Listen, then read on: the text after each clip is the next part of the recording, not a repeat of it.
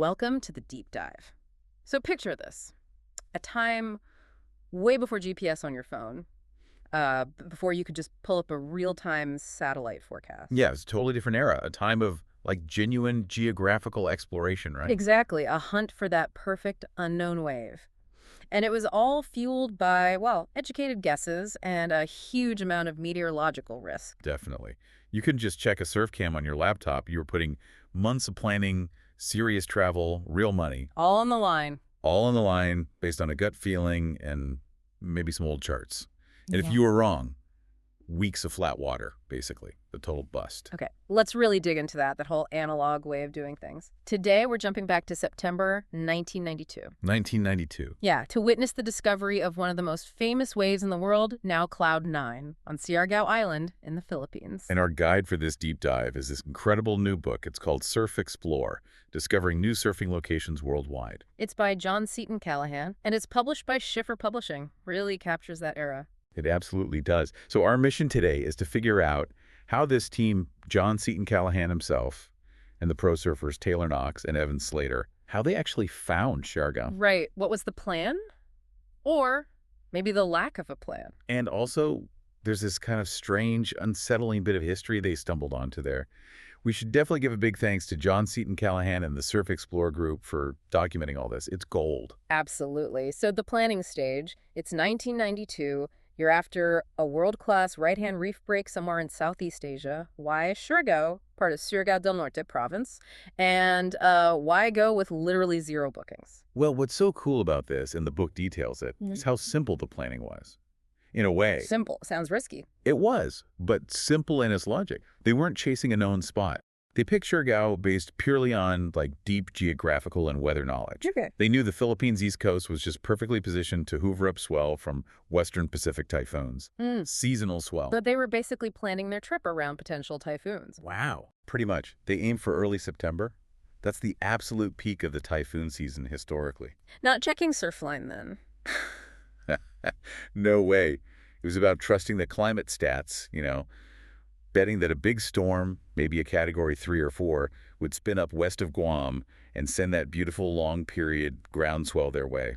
That's some serious faith in the weather gods, or at least in climatology. It really is. Total commitment, no Wi-Fi involved. Okay, so they made the call, took the gamble. But arriving in 1992 wasn't exactly rolling out the red carpet, was it? They get to General Luna after a long boat ride. Yeah, 6 hours on a boat. Yeah. And the arrival, the book describes it as General MacArthur style. Meaning Meaning there was no pier, no dock, nothing. They had to jump out of the boat and wade ashore. seriously, with boards and everything. Yep. Boards, luggage, camera gear, hauling it through the surf onto the sand. Yeah. And remember, no reservations. Just hoping someone, anyone, had a room for rent. That's incredible. And they actually lucked out. They did. Found a cottage right on the beach. And get this, it turned out to be the only commercial place for visitors on the whole stretch at that time. Man, that just shows how off the grid Siargao was back then. Totally. And then, like, straight away, almost the minute they settle in, they bump into 2 Australian surfers. Oh, really? Yeah, Kevin Davidson and Dave Moppy. They'd shown up just the day before. And this meeting was, well, pretty important Why is that? because the Aussies had already sniffed out a wave. They told the guys, hey, there's a good left-hander just down the coast. A left-hander? And they invited Taylor, Evan, and John to share their boat to go surf it. Of course, they jumped on that chance immediately. So first few days, they're surfing this left. Yep, totally focused. Surfing, shooting photos. Apparently it was a really good wave, like 6 foot offshore. World class by any measure. But Even perfect waves can get old, especially for pros looking for something specific. exactly. That's the interesting thing about these guys, the drive they have. After just a few days of hitting the same left over and over, exhaustion sets in, sure, but also boredom. Even with a world-class wave. Apparently so. They weren't just there to surf a wave, they were on a mission for the right wave. That sort of relentless hunt for the ideal setup. That's what led to the big moment. Okay, so this is the pivot point. The book says Evan Slater paddles back to the boat where Callahan is shooting photos, Right. and he just lays it out there. We should pull the anchor and look around for a right. We are getting bored going left. Boom. That one sentence, just pure surfer restlessness, really.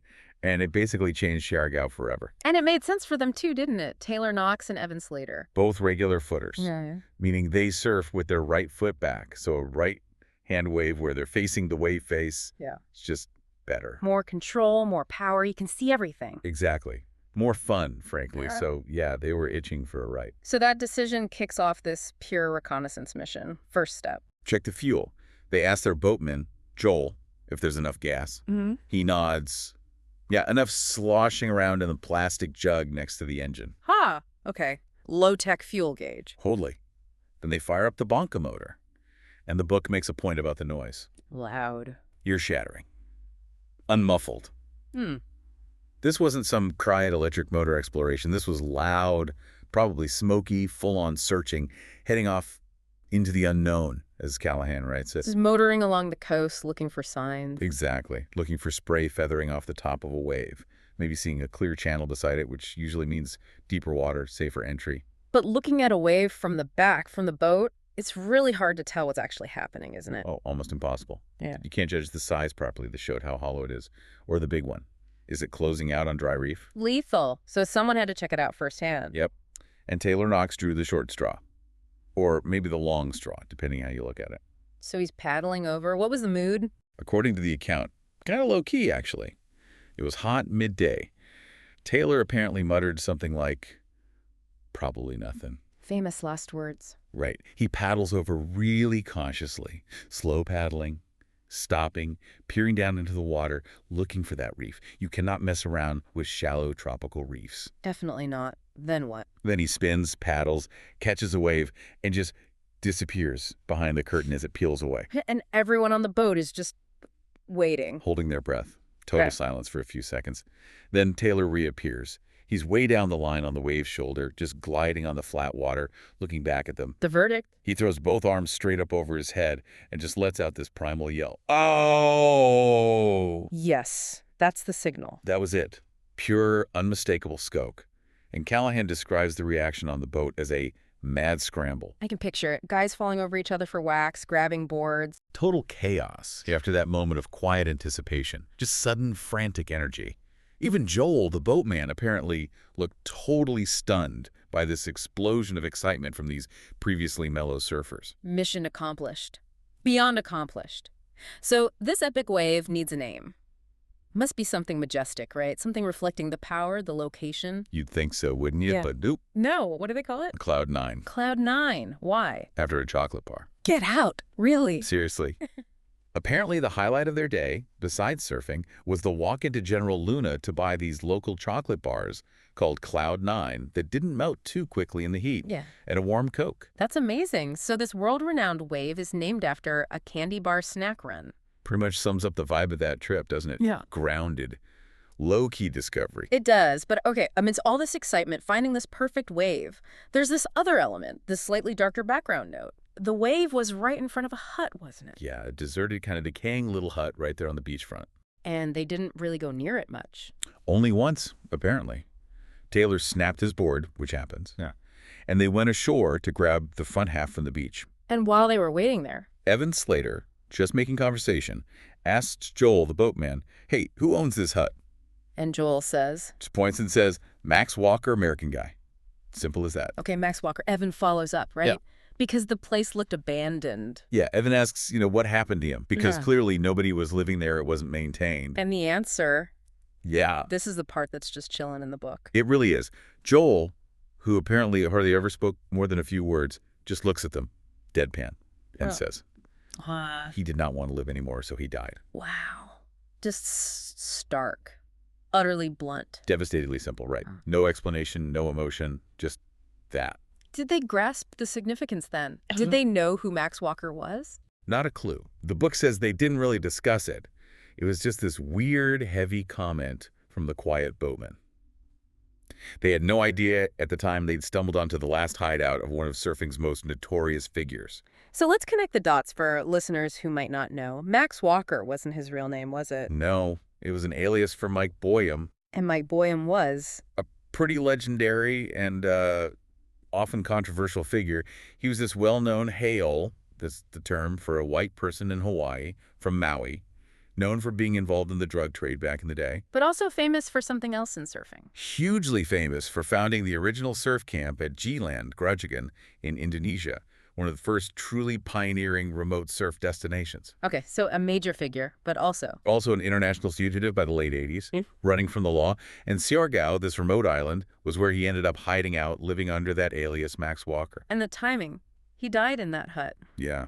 Records show he died there in April 1989 from self-induced starvation, apparently. Just gave up. 3 years before the surfEXPLORE crew paddled out front and found paradise. Exactly. 3 years before. And the spot where that hut stood, where this infamous fugitive basically withered away alone. That's pretty much where the base of the Cloud9 Pier is now, isn't it? The hub of modern Siargao surfing. Right around there. It's an incredible, almost ghostly layer to the Cloud9 story. Really haunting when you think about it. Meanwhile, back in '92, the guys are oblivious to this dark history. They're just living the dream, right? Totally. Pure analog bliss. Surfing Cloud9 almost every single day. And the waves just kept coming. Consistently. The book mentions solid 4 to 8 foot groundswell, day after day, and perfect wind. Ah, the wind. Crucial. Absolutely critical. They had the habagat, the seasonal southwest offshore wind, blowing constantly. Which holds the wave face up, makes it clean. Makes it perfect. Classy barrels. But the crazy part is they had no idea where this swell was actually coming from. No internet, no phones, no forecasts. Nothing. Just waking up each day and seeing what the ocean delivered. It was only later, looking back at weather charts, that they realized they'd scored thanks to 2 big typhoons, Category 3 or 4, just slowly churning out there in the Western Pacific. The very storms they'd bet on finding. Exactly. Their gamble paid off spectacularly. They timed it perfectly, stumbled into this perfect meteorological window without even knowing the specifics. That's pure surf exploration. Okay, let's contrast that raw, empty analog experience with what Siargao is now. It's night and day, isn't it? Completely. Back in 1992, Siargao was, truly obscure. Think about that guest book at their cottage. Less than 100 names over 3 years. Yeah, that's like maybe 2 or 3 visitors a month. Max. And mostly Filipinos, not international travelers. No. The beach near Cloud9. Utterly empty. Just palm trees. Palm trees and coconut husks. The main economy was copra, drying coconut meat. Basic agriculture. That was it. And fast forward to today. Today, thanks largely to that discovery documented by John Seton Callahan and everything that followed, Siargao is officially branded the surfing capital in the Philippines. The change is just mind-blowing. Staggering. The island apparently had over 500,000 visitors in 2023. 500,000 people. Wow. And the development that sprung up around surfing hotels, resorts, restaurants, cafes, bars, it's created this whole new economy. Jobs, income, opportunities that were simply unimaginable back in '92. They're even bringing in workers from other islands now, right?